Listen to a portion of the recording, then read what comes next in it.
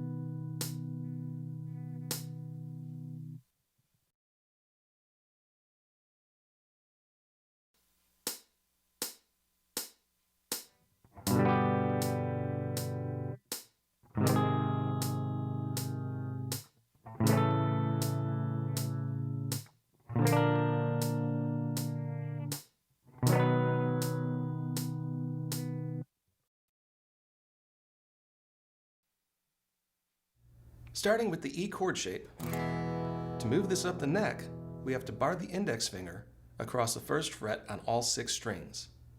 On the 3rd string, play the 2nd fret with the middle finger. On the 4th string, play the 3rd fret with the pinky. On the 5th string, play the 3rd fret with the ring finger. This is the most popular of all bar chords. If you're comfortable with this fingering, just keep moving it up the neck. A lot of times this chord shape is abbreviated to use just strings 3, 4, 5, and 6. Simply eliminate the index finger bar chord across the 1st fret. Just be sure not to strum strings 1 and 2. Here, your index finger should be on the 6th string 1st fret. Place your ring finger on the 5th string 3rd fret, pinky on the 4th string 3rd fret, and middle on the 3rd string 2nd fret. Strum down, being sure to stop after the 3rd string. The next abbreviation we see for this movable chord shape is to eliminate the 5th and 6th string notes. So bar the index finger across the 1st and 2nd string on the 1st fret, middle finger on the 2nd string 2nd fret, ring finger on the 3rd string 3rd fret, and strum strings 4, 3, 2, and 1. If the index finger bar is giving you trouble, you can just use it to hold the 2nd string 1st fret, then strum strings 4, 3, and 2. So we have the full bar chord, the lower end chord on strings 3, 4, 5, and 6, the higher end chord on strings 4 through 1, and the 3-finger chord on strings 4, 3, and 2. Decide which chord works best for you and use that fingering for the next exercise.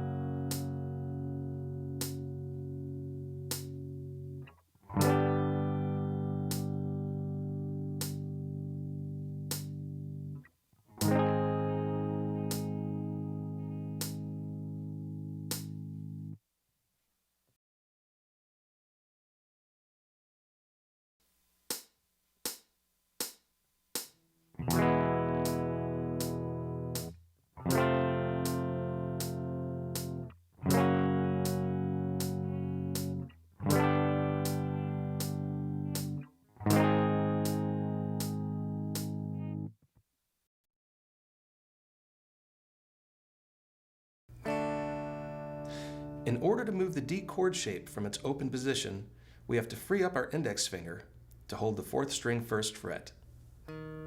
Place your middle finger on the 3rd string 3rd fret, pinky on the 2nd string 4th fret, and ring on the 1st string 3rd fret, and strum strings 4, 3, 2, and 1. If this is comfortable for you, keep moving it up the fretboard.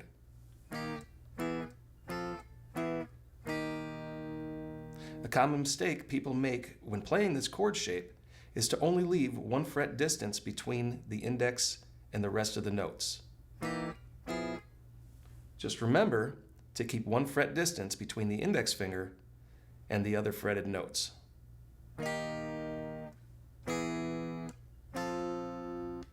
The easiest way to cheat on this chord shape is to just play the notes on strings 3, 2, and 1.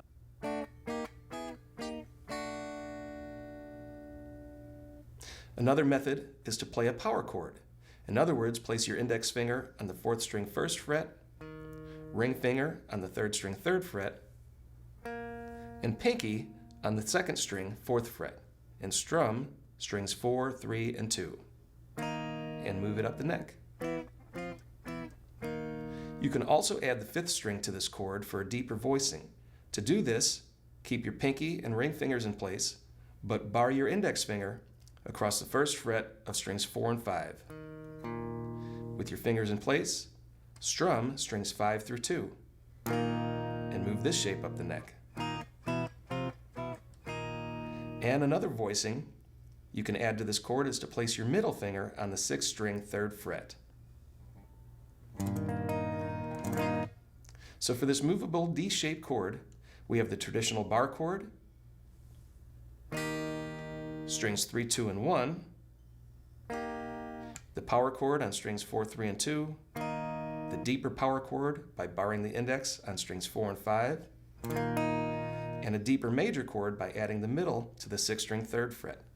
As with the exercises before, find the one that works best for you for this and future exercises.